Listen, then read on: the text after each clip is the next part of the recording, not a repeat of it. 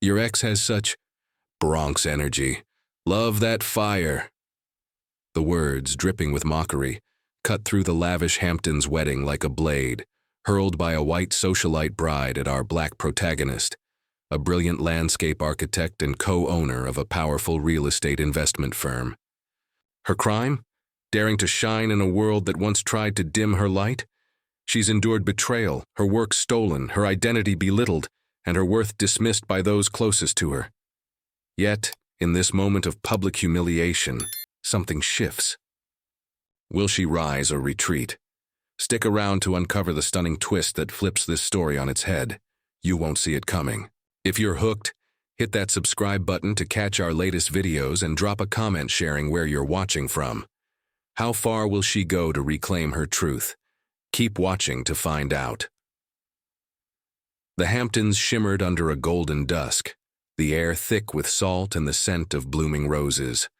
The sprawling resort, its gardens a cascade of meticulously curated elegance, buzzed with the clink of champagne flutes and the laughter of the elite. June Lawson, a 29-year-old black landscape architect and co-owner of Rivera Ventures, stood at the edge of this opulent scene, her tailored blazer a quiet rebellion against the ostentatious gowns swirling around her. Her presence wasn't that of a guest, but a sentinel, here to inspect her domain, a property her firm had quietly acquired.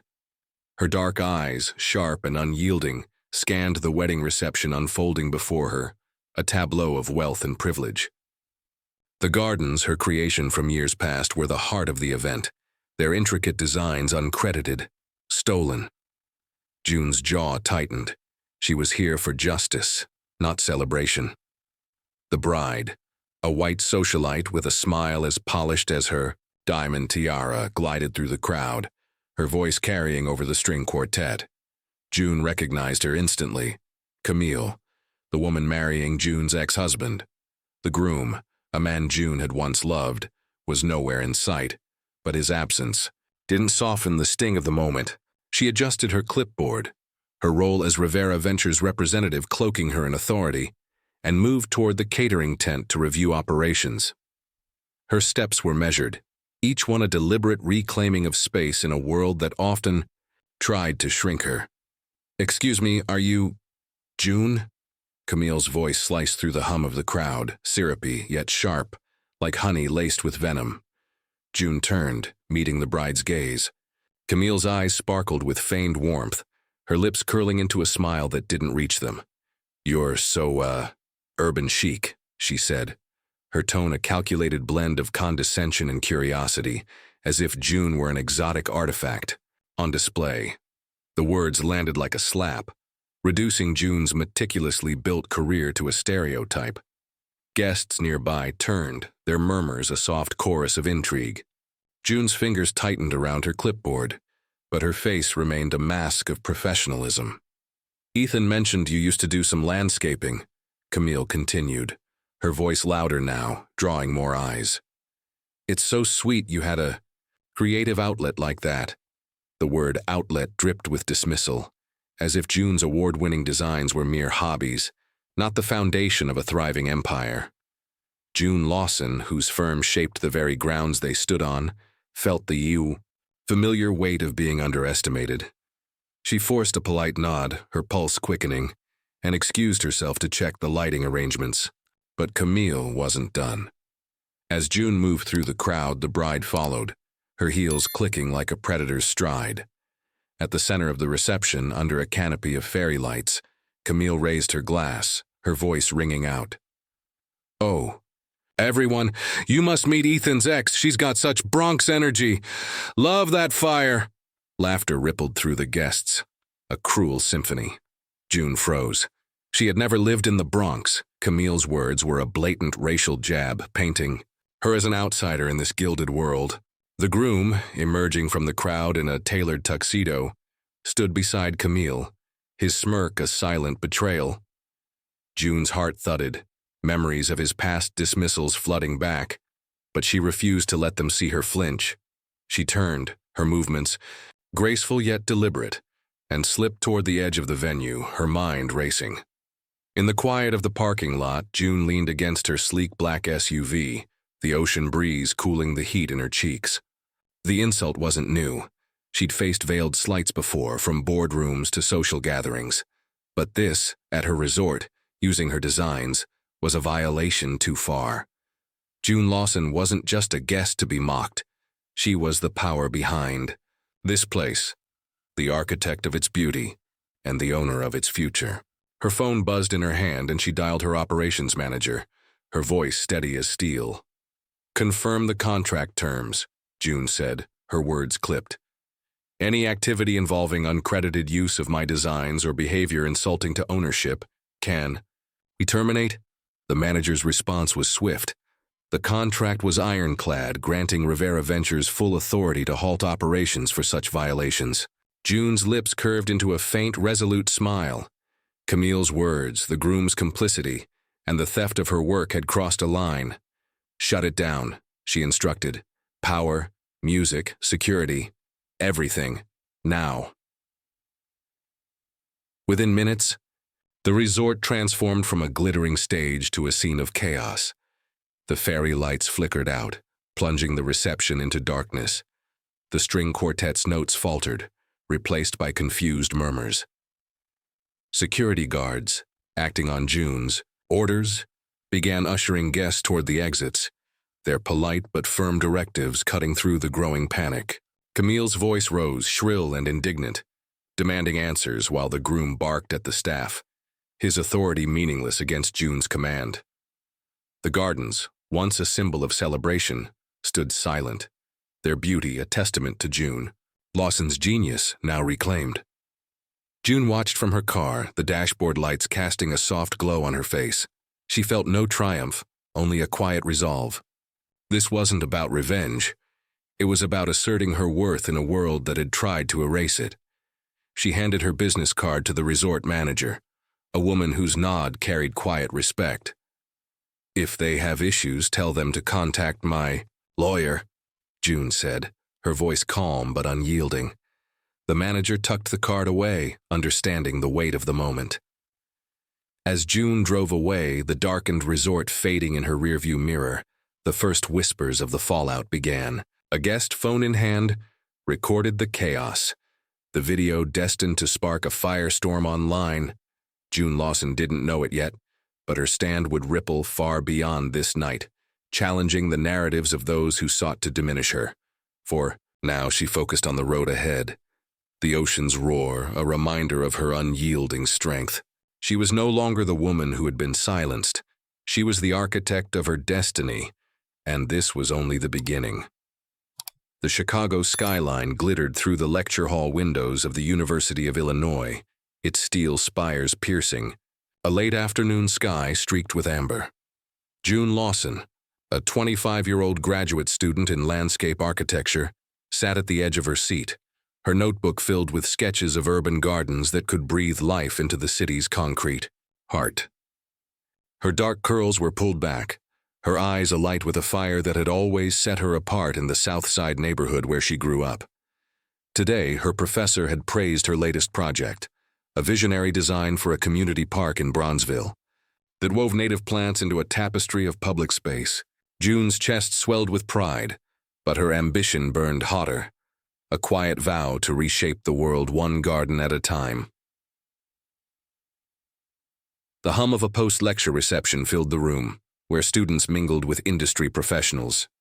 June, in a simple blazer that belied her meticulous attention to detail, presented her project to a small crowd, her voice steady yet vibrant as she described how green spaces could heal communities.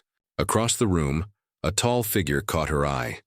Ethan Caldwell, a business student whose confidence seemed to command the air itself. His tailored suit and easy smile marked him as someone accustomed to privilege, yet his gaze lingered on June, drawn to the passion in her words.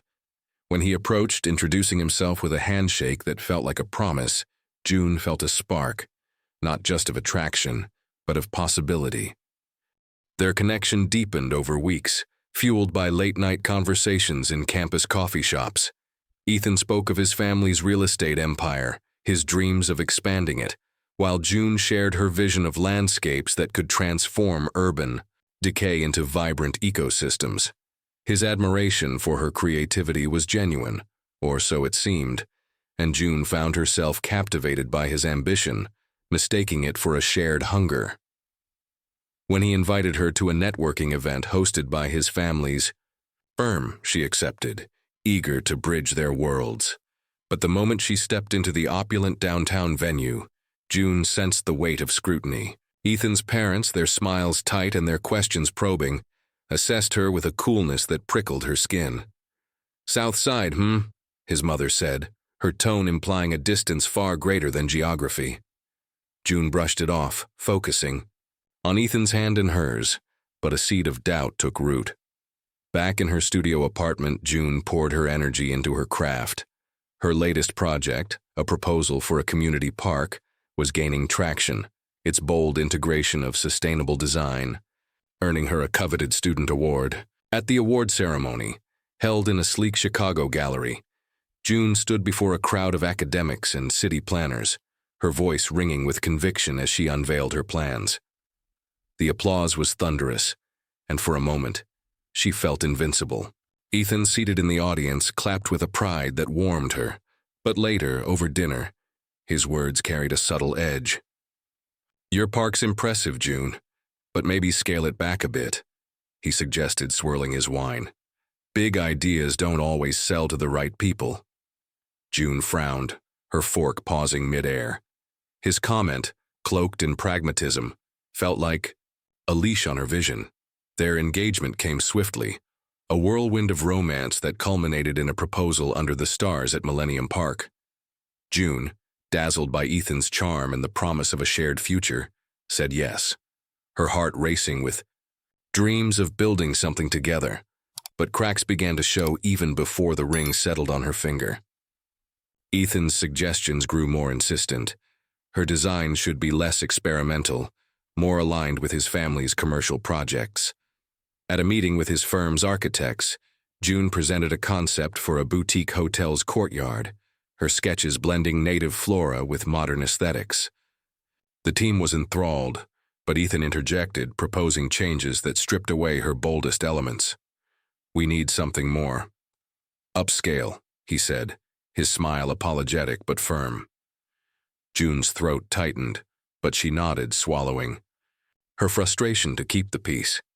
The tension escalated when June collaborated with Ethan's firm on a high-profile hotel project. Her design, a lush courtyard that merged sustainability with elegance, was the centerpiece. Late one night, working alone in her studio, June refined the plans, her fingers tracing lines that felt like an extension of her soul. She imagined families gathering in the space, children running through paths lined with wildflowers. But at the final review, Ethan presented the project as a team effort, his name prominently featured while June's was relegated to a footnote. When she questioned him later, his eyes flashed with irritation. "This is how the industry works, June. You're too focused on credit." Her heart sank, the betrayal a quiet wound, but she pressed forward, determined to prove her worth. As their wedding approached, Ethan's expectations grew clearer. At a dinner with his parents, his mother mused about June settling into family life after marriage, her words a velvet cage. June Lawson, whose dreams stretched far beyond domesticity, felt the walls closing in. She began to see Ethan's charm as a mask for control, his support conditional on her willingness to dim her light. Yet, love still tethered her, a fragile thread she wasn't ready to cut. She threw herself into her final graduate project, a community park that would later win her accolades, hoping it would anchor her to her truth. The chapter closed on a quiet evening in her apartment, June sketching under the glow of a desk lamp. Her phone buzzed with a text from Ethan, inviting her to another of his family's events. She hesitated, her pencil hovering over a drawing of a garden that seemed to pulse with her resilience. The city outside hummed with possibility, a reminder of the world she was determined to shape. June Lawson wasn't just a student or a fiancée. She was a force. her ambition a flame that no one, not even Ethan, could extinguish. But as she set her sketch aside, a flicker of unease stirred. The path ahead, she sensed, would test her, in ways she couldn't yet foresee.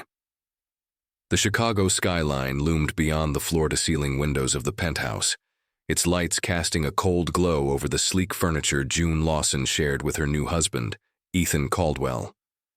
The apartment, perched high above the city's pulse, was a testament to Ethan's wealth, but to June, it felt like a gilded cage. At 25, newly married and brimming with ambition, June had launched Greenhaven Designs, her landscape architecture firm, with a vision to weave beauty and sustainability into urban spaces. Her days were a whirlwind of client meetings and sketches, her nights spent dreaming of gardens that could heal fractured communities. But within these walls, her dreams clashed with Ethan's expectations, and the cracks in their marriage began to widen, threatening to swallow her whole. June stood in the kitchen, her laptop open to a draft proposal for a rooftop garden in the Loop, her fingers tracing lines of greenery that could soften the city's steel edges. Ethan, lounging on the leather sofa with a glass of bourbon, glanced over with a half-smile that didn't reach his eyes. "Still tinkering with your little projects?" he asked, his tone light but laced with dismissal. June's shoulders stiffened, but she forced a smile, unwilling to let his words derail her focus. Greenhaven Designs had just secured its first major contract, a revitalization project for a community center in Englewood, and the weight of that achievement anchored her against his subtle barbs. Yet, his insistence that her work was a mere hobby gnawed at her, a constant reminder of the pedestal he expected her to vacate. The tension escalated when June joined a high-stakes project with Ethan's family firm, a luxury resort development on Lake Michigan's shore. Her design, a sprawling landscape that blended native plants with modern elegance, was poised to be the resort's crown jewel. June poured her soul into it, spending late nights refining every detail, envisioning guests wandering through paths lined with black-eyed Susans and willow oaks. She presented her plans to the firm's board, her voice steady, as she outlined how the design could set a new standard for eco-conscious luxury. The room buzzed with approval, but Ethan's silence was deafening. Later, in his office, he leaned, back in his chair, his gaze cool. "It's ambitious, June, but it's not what our clients want. Too earthy." The word stung, a veiled jab at her vision and her roots. The betrayal came weeks later, sharp and deliberate. June had been invited to a gala where the resort project would be unveiled in a glossy architectural magazine. She arrived in a deep emerald dress, her confidence bolstered by whispers of her rising star in the industry. But as the magazine was distributed, her heart stopped. The resort's landscape, her creation, bore another name, a white colleague from Ethan's firm, credited as the lead designer. June's hands trembled as she flipped through the pages, her work stripped of her signature. At the gala's edge, she confronted Ethan, her voice low but fierce. "Why is my name missing?" she demanded, holding up the magazine. His eyes flashed with irritation, his voice cutting. "This is business, June. You're too focused on ego. Without me, you're nothing anyone will remember." The words seared into June Lawson's core, echoing the doubts she'd fought since childhood. She stood there, the gala's chatter, fading to a dull roar, her mind replaying every moment she'd diminished herself to fit Ethan's world. The realization hit like a storm. He didn't just want her to succeed, he wanted her to succeed on his terms, a shadow to his spotlight. That night, alone in their penthouse, June paced, her bare feet cold against the marble floor. She opened her laptop, staring at the Englewood project files, her one beacon of independence. Greenhaven Designs was hers, untouchable by Ethan's influence, and it was time to protect it. The decision to leave came slowly, then all at once. June met with a lawyer in a quiet cafe, her hands steady as she signed the divorce papers. Ethan's reaction was a mix of shock and scorn, his voice dripping with condescension. "You'll crash and burn without me," he warned, his words a final attempt to cage her. But June Lawson was done shrinking. She moved into a modest apartment in Hyde Park, its small balcony just big enough for a few potted plants that reminded her of her roots. The space was hers, a canvas for her resilience. Her first act of defiance was securing the Englewood contract. The community center's director, a woman with kind eyes and a firm handshake, had chosen June's proposal over larger firms, moved by her passion for community-driven design. On the site's groundbreaking day, June stood amid the empty lot, the wind carrying the scent of fresh earth. She sketched in her notebook, envisioning a garden where children could play and elders could rest, a space that honored the South Side's spirit. The work was grueling, late nights, tight budgets, and skeptical contractors, but June thrived in it, her confidence rebuilding with every blueprint. Yet the wound from Ethan lingered. At a local networking event, a colleague mentioned hearing Ethan dismiss her as talented but naive, a comment that stung more than she cared to admit. June Lawson wasn't naive, she was a force, her firm gaining traction with every project. But the betrayal had left a scar, a reminder of the world's readiness to erase her. As she walked home under Chicago's starry sky, her phone buzzed with a new client inquiry, a flicker of opportunity. June paused, her breath visible in the cool night air.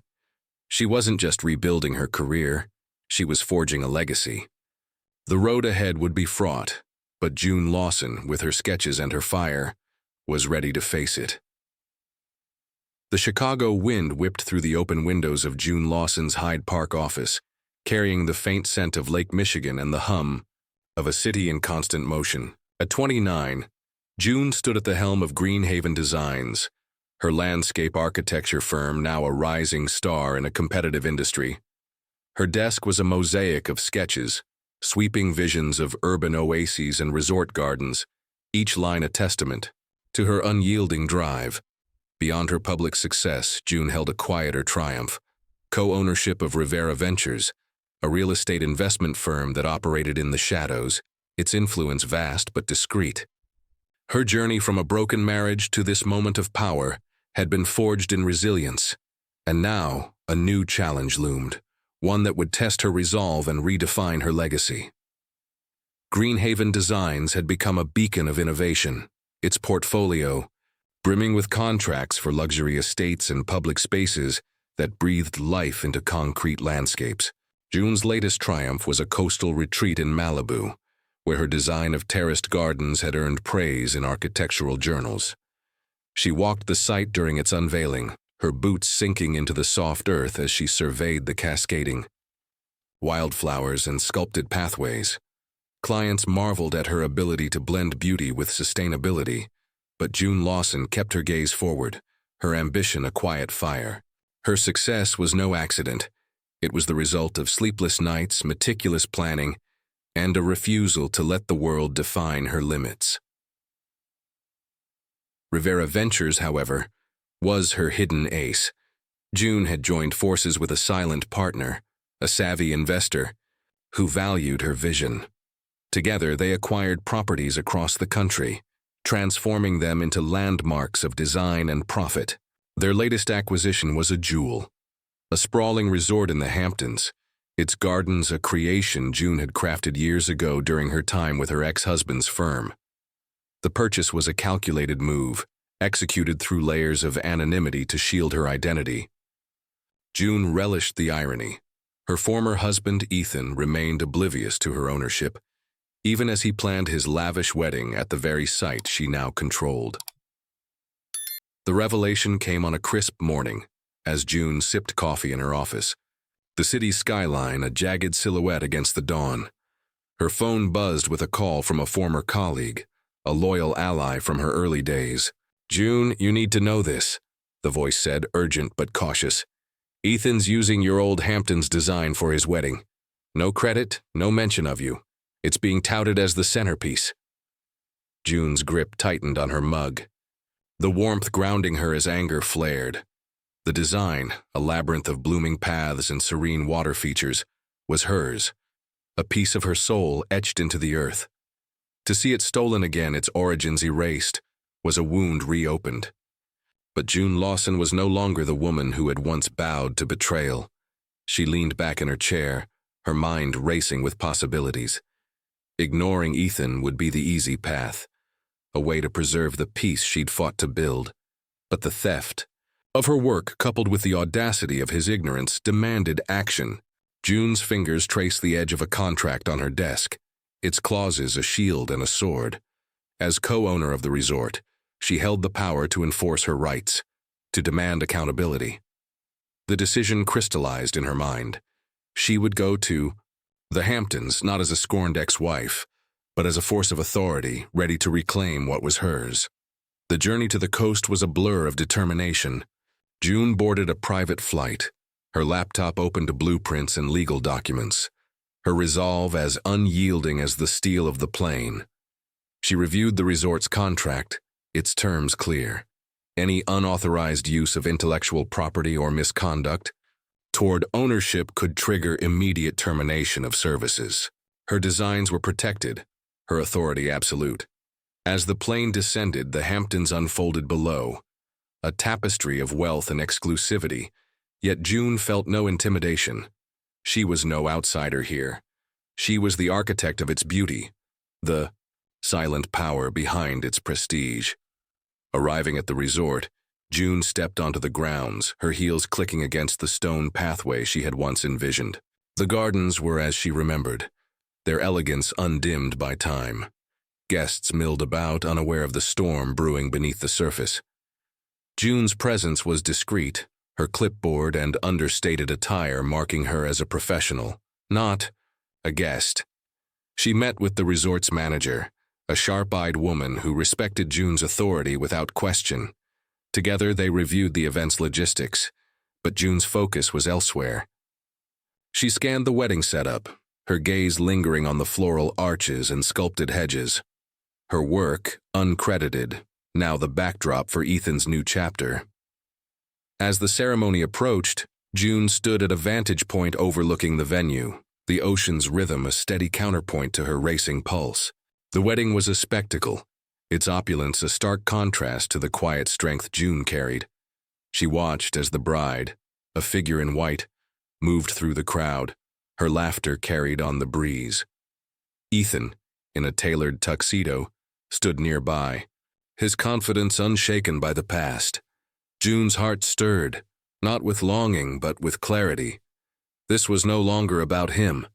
It was about her truth, her legacy. The moment of confrontation loomed, but June Lawson was no impulsive avenger. She would act with precision, her power rooted in the contracts she'd signed and the empire she'd built. As the sun dipped, below the horizon, casting the gardens in a golden glow, June felt a surge of certainty. She was ready to step into the fray, not to destroy but to reclaim. The Hamptons night stretched before her, alive with possibility, and June Lawson, architect and titan, stood poised to shape its outcome. The Hamptons' dawn broke in hues of coral and gold, but the resort, once aglow with celebration, lay quiet, its grandeur marred by the chaos of the previous night. June Lawson sat in her Chicago office, the city's skyline a jagged silhouette against the morning haze. Her phone vibrated incessantly, notifications flooding in like a rising tide. A guest's TikTok video had ignited the internet. $1 million, wedding crashed after bride insults secret resort owner, groom's ex-wife. The clip, grainy but damning, captured the darkened venue, Camille's frantic protests, and the bewildered exodus of guests. June's decision to halt the event had sent shockwaves far beyond the Hamptons' shores. And now, at 29, as co-owner of Rivera Ventures and head of Green Haven Designs, she stood at the center of a storm she'd unleashed with surgical precision. The Fae. Video spread like wildfire, amassing millions of views by midday. Comments poured in, a chorus of outrage and admiration. "She shut it down," one user wrote, while another speculated, "Who is this queen?" June Lawson scrolled through. The reactions, her expression unreadable. She hadn't anticipated the viral frenzy, but she felt no regret. The decision to pull the plug, cutting power, music, and security, was rooted in her authority as the resort's owner and the legal protections of her designs.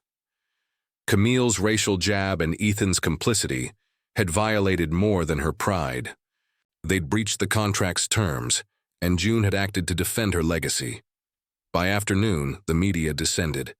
Online outlets dissected the incident, unearthing Ethan's history of sidelining June during their marriage. A blogger, digging through old architectural journals, connected the dots. The Hamptons Resort's gardens, hailed as a masterpiece, were June's creation, uncredited until now. Articles painted a vivid picture of a black woman whose brilliance had been overshadowed by a man's ambition. Landscape architect reclaims her work in stunning power move, one headline declared.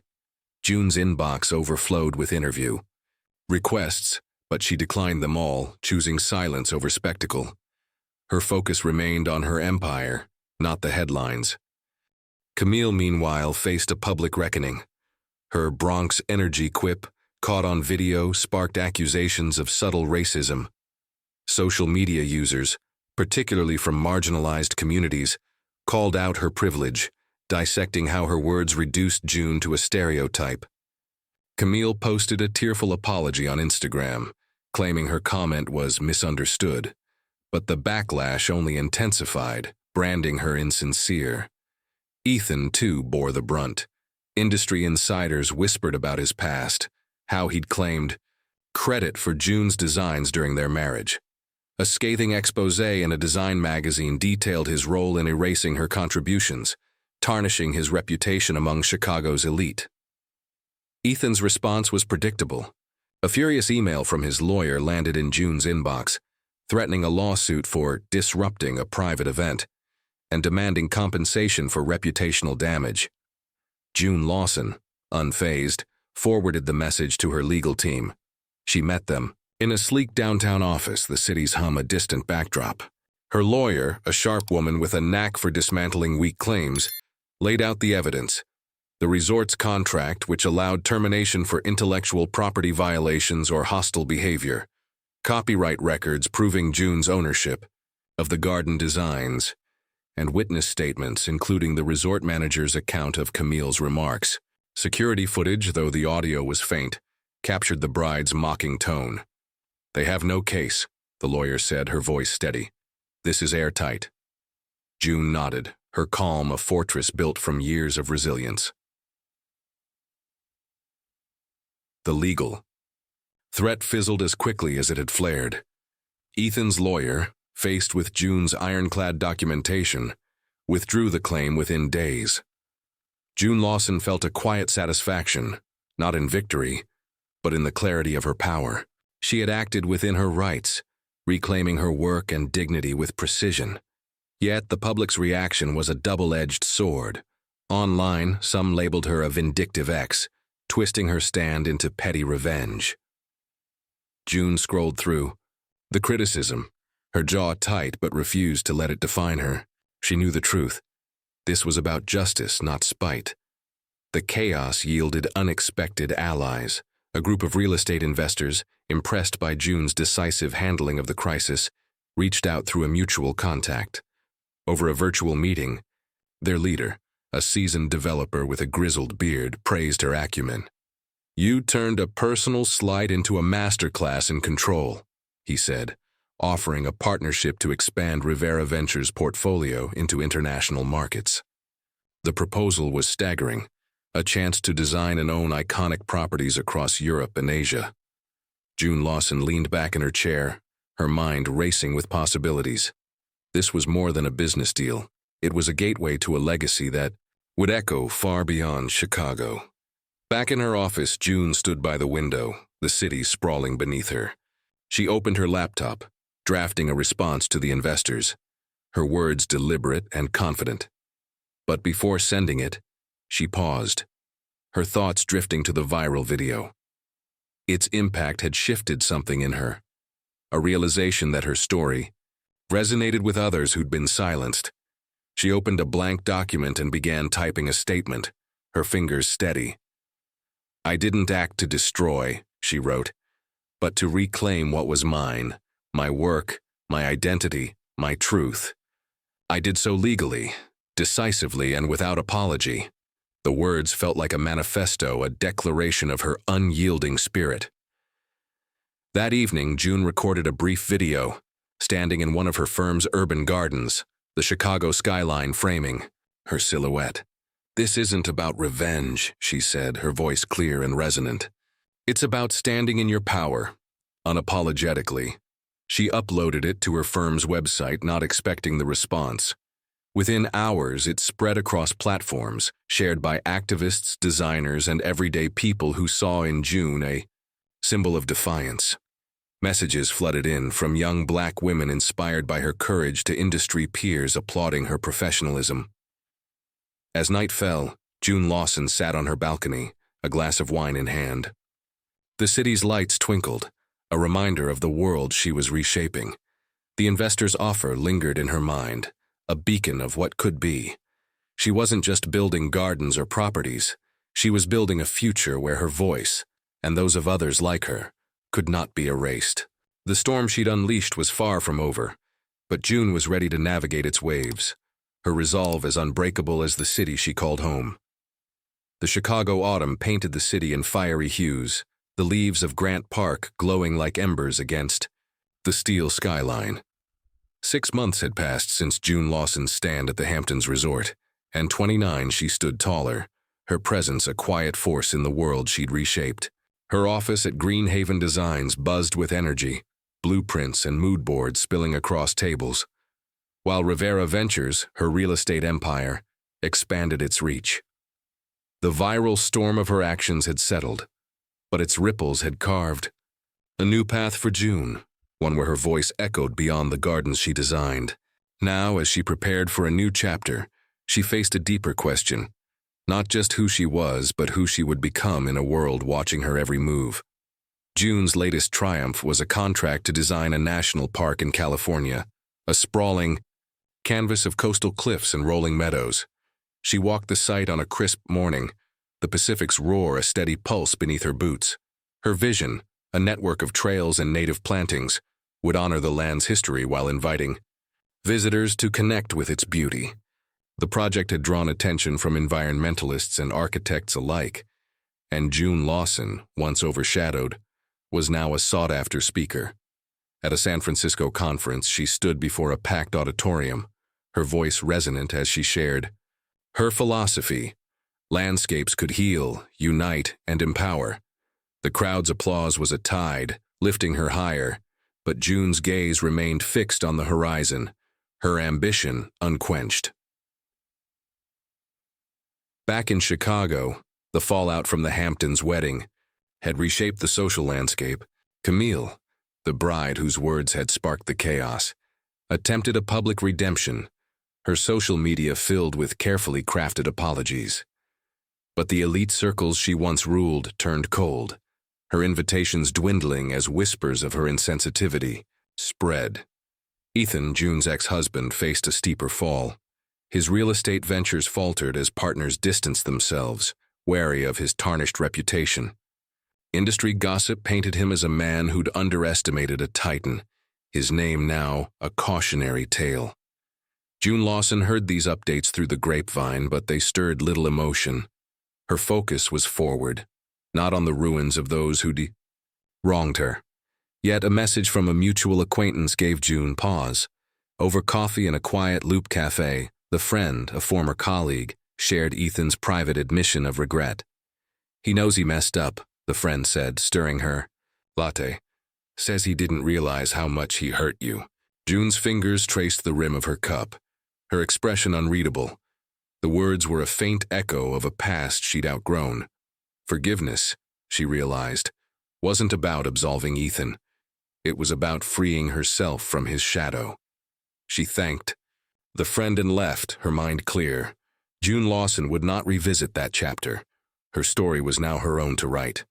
Her resolve was tested by new pressures. Fame, an unexpected byproduct of her stand, brought scrutiny. At a Chicago gala, a rival designer approached, his smile sharp.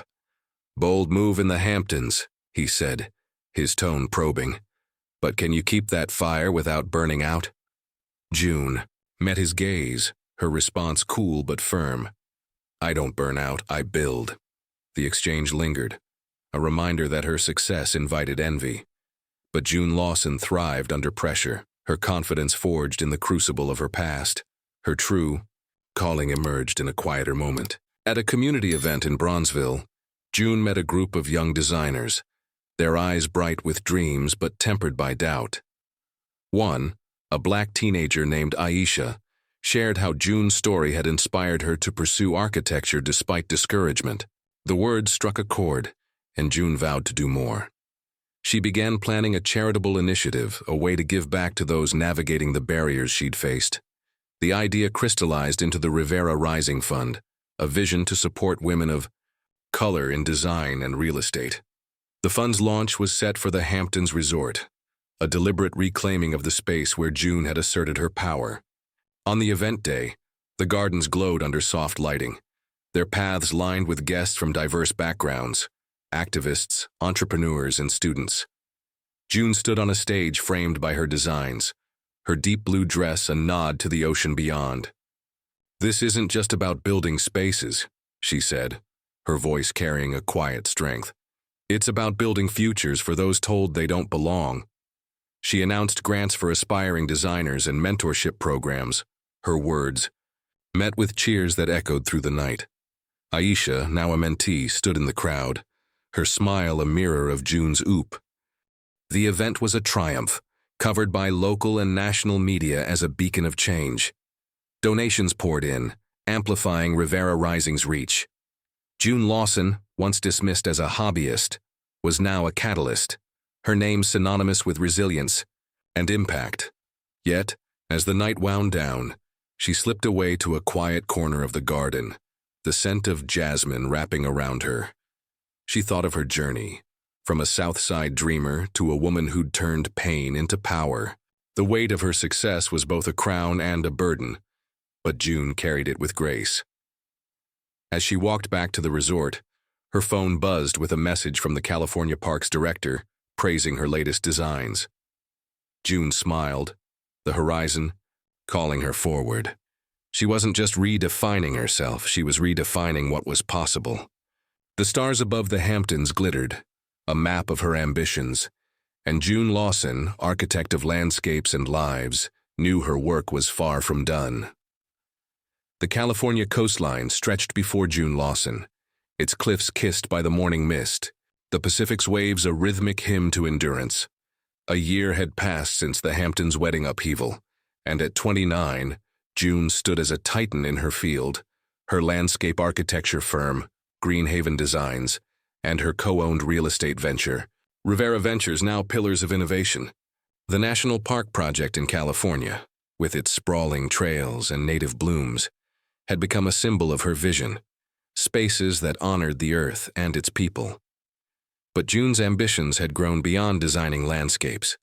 She sought to cultivate futures to uplift those whose voices had been stifled as hers once was. As she walked the park's paths, her boots crunching on gravel, June carried a new mission, to forge a legacy that would outlast her. In Chicago, her office hummed with purpose. Blueprints for urban gardens and resort oases lined the walls. But a new project consumed June's attention, the Rivera Rising Fund, a lifeline for women of color in architecture and real estate, launched at the Hamptons resort. The fund had already awarded scholarships and mentorships, its impact rippling through communities from Bronzeville to Brooklyn. June had poured her heart into it, driven by memories of her struggles against a world that often dismissed her. She partnered with universities, designing courses on sustainable design that wove in lessons of resilience. At a lecture hall in Atlanta, June spoke to a sea of students, her voice steady yet electric. "You are not your obstacles," she told them, her gaze meeting eager eyes. "You are your dreams, and they are worth fighting for." One connection stood out. Jasmine, a 19-year-old architecture student from Oakland, had emailed June after seeing her Hamptons speech online. "Your story kept me going," Jasmine wrote, describing how she'd faced skepticism from professors who doubted her talent. June, moved by the raw honesty, invited Jasmine to join Rivera Rising's mentorship program. Their first meeting in a sunlit Chicago cafe was a spark of recognition. Jasmine's sketches, bold yet precise, echoed June's early work. "They told me I'm too young, too black, too female," Jasmine confessed, her voice wavering. June leaned forward, her eyes fierce. "Let them underestimate you, Jasmine, then prove them wrong." The bond grew, with June guiding Jasmine through design critiques and industry pitfalls, a mirror of the support she'd once craved. The Rivera Rising Fund's reach expanded, its programs now spanning 10 states. June traveled tirelessly, meeting with grantees in Detroit, where a young designer was revitalizing a community garden, and in Miami, where a Latina entrepreneur pitched a sustainable housing project. Each story fueled June Lawson's resolve, her heart swelling with the knowledge that her work was planting seeds for change. But success drew scrutiny. A rival firm, led by a seasoned architect with a penchant for sharp-elbowed tactics, spread rumors that June's fund was a publicity stunt. At a New York industry panel, the architect smirked, questioning her sudden philanthropy. June, unruffled, responded with calm precision. "I build for those who've been overlooked," she said, her words silencing the room. "My legacy isn't for headlines, it's for lives." Her defiance earned her a new accolade. The National Design Council named June Entrepreneur of the Year, an honor that brought her to a glittering gala in Washington, D.C. The ballroom, aglow with chandeliers, buzzed with luminaries. But June Lawson commanded attention in a tailored crimson gown, her presence a quiet storm. As she accepted the award, her speech wove her journey into a call to action. "I was told I'd be forgotten," she said, her voice rising like a tide. "But I built a path where others can shine. This award isn't mine alone. It's for every dreamer who refuses to be erased." The audience rose, their applause a thunderous affirmation. June's eyes found Jasmine in the crowd, her mentee's proud smile a beacon of what lay ahead. The gala's aftermath brought a flood of support. Donors pledged millions to Rivera Rising, and universities across the country requested June's curriculum. She stood on her office balcony, Chicago's lights twinkling below, and reflected on the weight of her impact. The rivals' barbs had faded, drowned out by the voices of those she'd uplifted. Jasmine's latest project, a community park in Oakland, was gaining local praise, a testament to June's mentorship. Other mentees sent updates. A scholarship recipient in Seattle had launched her firm, and a grantee in Houston was designing affordable housing. June Lawson wasn't just building spaces, she was building a movement. Yet the path wasn't without shadows. Late one evening, scrolling through her inbox, June found a message from a former colleague, hinting at industry whispers that she'd peaked too soon. The words stung, a faint echo of past doubts, but June brushed them aside. She opened a sketchbook, drafting a new vision for a Chicago riverfront project, her pencil dancing with purpose. The city's pulse matched her own, a reminder that her work was far from finished. As the chapter closed, June stood in the California National Park at dusk, the cliffs bathed in a lavender glow. Jasmine joined her, their laughter mingling with the ocean's song. "You changed everything for me," Jasmine said, her voice soft but sure. June smiled, her heart full. "You're changing it for yourself," she replied. The horizon stretched endlessly before them, a canvas of possibility. June Lawson, once a dreamer told she was nothing, had built a legacy that would endure, a testament to her fire, her truth, and the future she'd inspired. What an incredible journey we've shared with June Lawson, a story of resilience, reclaiming identity, and building a legacy that inspires. Her courage to stand tall against prejudice and forge a path for others resonates deeply, doesn't it? We'd love to hear your thoughts. Drop a comment below. How did June's story move you? Have you faced moments where you had to reclaim your power? Share your reflections and let's keep the conversation going. A huge thank you for joining us on this unforgettable ride. Your support means the world. If you're as captivated as we are, hit that subscribe button and join us for more stories that spark change. Where are you tuning in from? Let us know. Till next time, keep shining, keep fighting, and we'll see you soon for another tale of triumph.